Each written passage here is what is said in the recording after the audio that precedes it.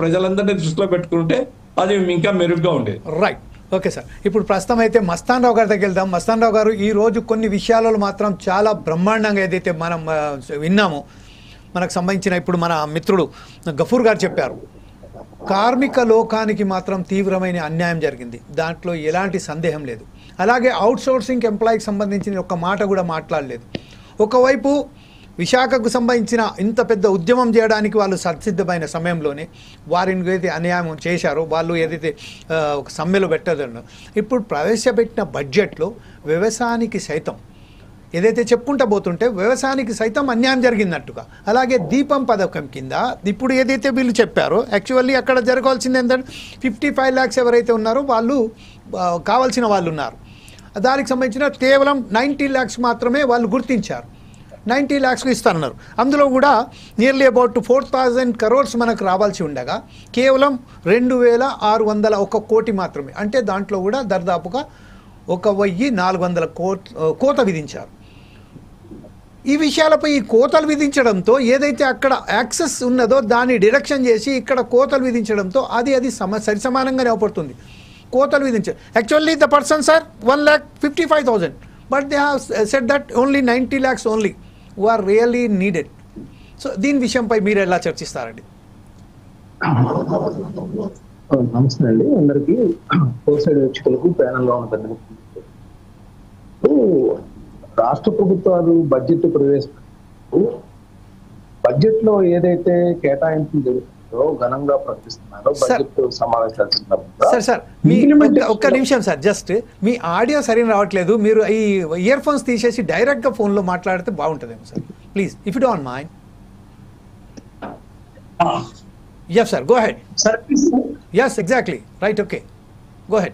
Disturbance ఉందా? లేదు sir, ఇప్పుడు చాలా క్లియర్ గా ఉంది, మాట్లాడండి సార్. ఇప్పుడు రాష్ట్ర ప్రభుత్వాలు ఏదైతే బడ్జెట్లు ప్రవేశపెడతా ఉంటాయో బడ్జెట్ సమావేశాల సందర్భంగా అవన్నీ కూడా ఒక తంతుగా మారుతున్న పరిస్థితి. ఎందుకంటే బడ్జెట్ సమావేశాల ప్రారంభం సందర్భంగా ఆర్థిక మంత్రి బడ్జెట్ ప్రవేశపెట్టేటప్పుడు ఏదైతే అలొకేషన్స్ చూపిస్తున్నారో అవి సంవత్సరం చివరికి వచ్చేసరికి కనుక ఒక్కసారి పోల్చుకుంటే అస్థికాంతర ఇది తేడా కనిపిస్తా ఉన్నాయి. కేటాయింపులేమో ఘనంగా కనిపిస్తా ఉంటాయి, ఖర్చు పెట్టే చూస్తేనేమో ఆ మేరకు ఉండవు. అవి గత కొన్ని సంవత్సరాలుగా జరుగుతా ఉన్న పరిస్థితి. ఇంకా ఇప్పుడున్న పరిస్థితిలో ఏంటంటే వీళ్ళు ఆల్రెడీ చంద్రబాబు నాయుడు గారు కానీ లేదంటే ఆర్థిక మంత్రి గారు కానీ గత కొన్ని రోజులుగా కొన్ని నెలలుగా మనకి ఒకటి మెంటల్ గా ప్రిపేర్ చేశారు అందరినీ కూడా. ఏంటంటే రాష్ట్ర ప్రభుత్వ అప్పులు 9,75,000 చేరుకున్నాయి కాబట్టి మన ఆర్థిక పరిస్థితి జనధన గండం 100 అన్నట్టుగా ఉంది. కాబట్టి అప్పులు అంటే పరపతి లేని రాష్ట్రంగా ఆంధ్రప్రదేశ్ మిగిలిపోయిందని ఇందాక ఆర్థిక మంత్రి గారు చెప్పడం అనేది, అంటే ఇది ఎలా కనిపిస్తా ఉందంటే ఇవన్నీ తెలుసు కదా, జగన్మోహన్ రెడ్డి గారు అప్పులు కుప్పగా మార్చారు.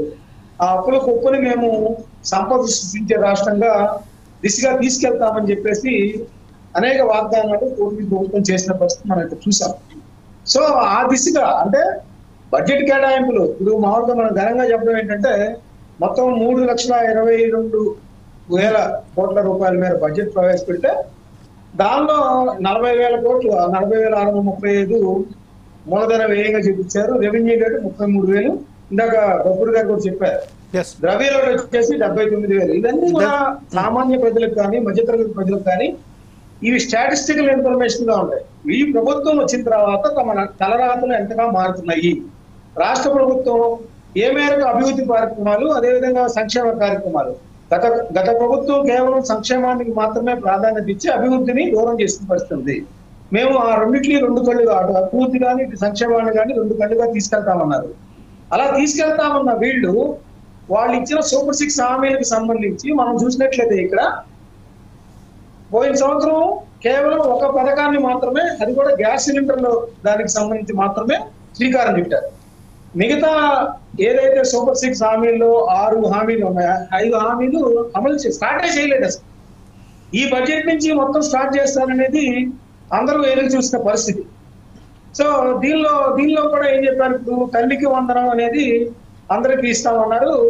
దానికి కూడా మనకి ఒక్కసారి మనం బడ్జెట్ కనుక చూసినట్లయితే తల్లికి వందనానికి మొత్తం 12,000 కోట్ల రూపాయలుగా బడ్జెట్ అవసరమైంది అనేది లెక్కలు తెలుస్తున్నాయి. ఎట్లా అంటే గతంలో ఒక విద్యార్థికి మాత్రమే ఇచ్చేవాడు.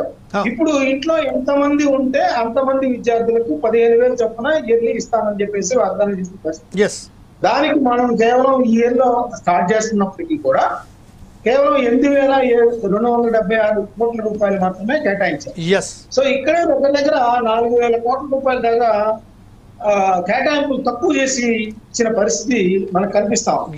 ఇంకోటి ఇప్పుడు ఏదైతే మనకి ఆల్రెడీ వచ్చిన రాగానే ప్రారంభించిన ఈ గ్యాస్ సిలిండర్ సంబంధించిన కూడా మొత్తం 1,55 లక్షల మంది లబ్ధిదారులు ఉన్నారని తెలిసారు. దానికి ఇప్పుడు 90 లక్షలు కుదిరించిందని చెప్తున్నారు.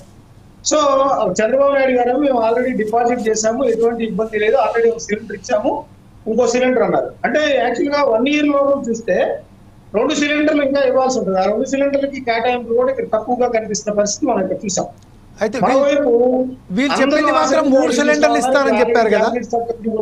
కర్ణాటకలో కానీ ఇటు తెలంగాణలో కానీ అది ఒక రకంగా చాలా ఇబ్బందులు పాలు. ఒక పక్కన ఆటో డ్రైవర్ లాంటి వాళ్ళకి కానీ మిగతా వాళ్ళకి కానీ ఉపాధి గడ్డి కొడతా ఉంది. మరోవైపు రాష్ట్ర రోడ్డు రవాణా సంస్థకి ఏదైతే అప్పులు మిగిలిస్తా ఉందో ఫ్రీ బస్సు పథకం అనేది దానికి సంబంధించి సింగిల్ ఎంపీ కూడా ఈ బడ్జెట్ కేటాయింపులో మనకు కనిపించింది.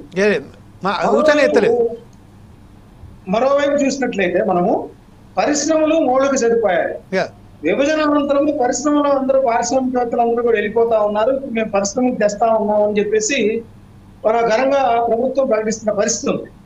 దానికి చూస్తే మనం పరిశ్రమలు వాణిజ్య శాఖ సంబంధించి కేవలం 3,156 కోట్ల రూపాయలు మాత్రమే అక్కడ కేటాయించిన పరిస్థితి ఉంది. యాక్చువల్ గా మౌలిక సదుపాయాలు పరిశ్రమలకు కానీ లేకపోతే రాయితీలు ఎంఎస్ఎంఈకి రాయితీలు కానీ అటు కేంద్ర ప్రభుత్వం ఇస్తున్నప్పటికీ కూడా మ్యాచింగ్ గా మనం కూడా ఇవ్వాల్సిన పరిస్థితి ఉంది. ఆ కేటాయింపులు కూడా చాలా తక్కువగా ఉన్న పరిస్థితి మనం చూసాం.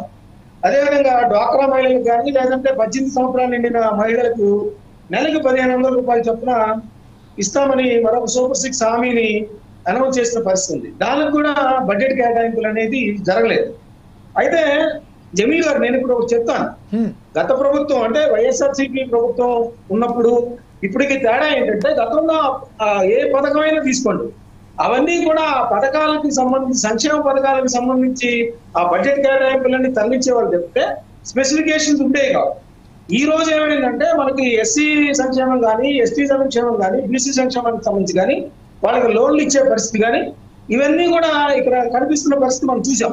అంటే ఆ ప్రభుత్వానికి ఈ ప్రభుత్వం తేడా ఏంటంటే మేము గత ప్రభుత్వంలో అమలు చేసినట్టు కూడా ఎక్కడెక్కడి పథకాలన్నీ నిధులన్నింటినీ కూడా మేము అటు తరలించము, ఏ శాఖ కిందకి కేటాయించింది వాటికి మాత్రమే కేటాయిస్తామనేది ఒకటి చెప్పారు.